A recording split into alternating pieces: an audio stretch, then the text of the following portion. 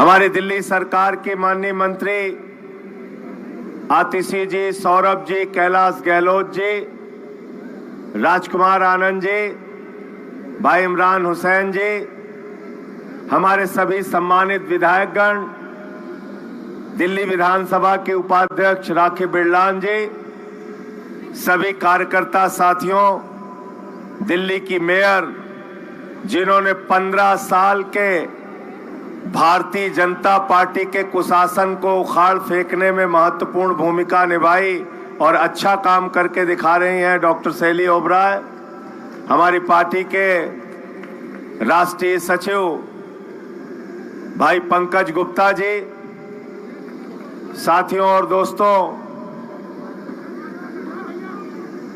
जब मैं जेल से बाहर आया तो पहले दिन तो मुझे ज्यादा जानकारी नहीं थी, लेकिन दूसरे दिन जब साथियों से बात की, पूरी जानकारी मिली और पता चला कि कितनी बड़ी गहरी साजिश के तहत आपके नेता अरविंद केजरीवाल को गिरफ्तार किया गया है।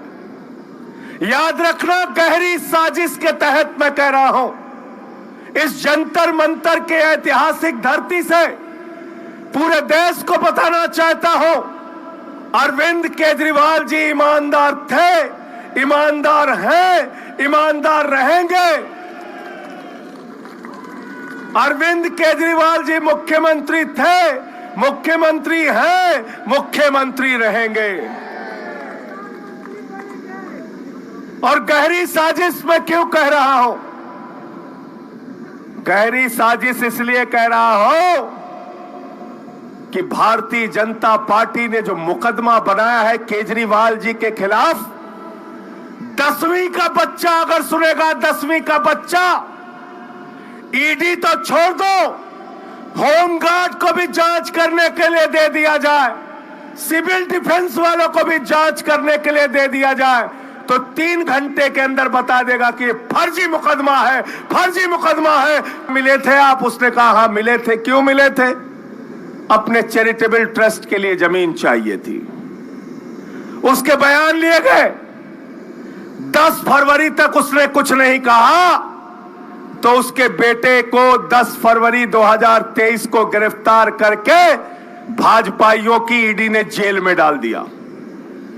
उसके बेटे से पूछा केजरीवाल का नाम ले, पहली बार कहा नहीं लेंगे, दूसरी बार कहा नाम ले, उसने कहा साहब नहीं लेंगे, तीसरी बार कहा नाम ले, उसने कहा साहब केजरीवाल ने कुछ किया ही नहीं तो कैसे नाम ले, चौथी बार कहा नाम ले, उसने कहा साहब केजरीवाल से कोई मतलब नहीं तो कैसे नाम ले, 5वीं बार कहा नाम ले, नहीं लेंगे, 6वीं बार कहा नाम ले, उसने कहा नहीं लेंगे, 6 बार नाम लिया, 5 महीने की जेल बीत गई, तो बोले जिंदगी भर जेल में सड़ेगा अगर केजरीवाल का नाम नहीं लेगा। अब वो कमजोर पड़ गया, उसने 7वीं बार केजरीवाल का नाम ले लिया। 7वीं बार नाम ले लिया। कब लिया? 16 जुलाई 2023 को। 16 जुलाई 2023 को जैसे ही उसने नाम लिया अरविंद केजरीवाल को, 18 जुलाई 2023 को ईडी वालों ने कहा बेटा अब कोई दिक्कत नहीं है, जमानत पे छूटो, घर जाओ। समझ गए? समझ गए मुकदमा? समझ गए मुकदमा?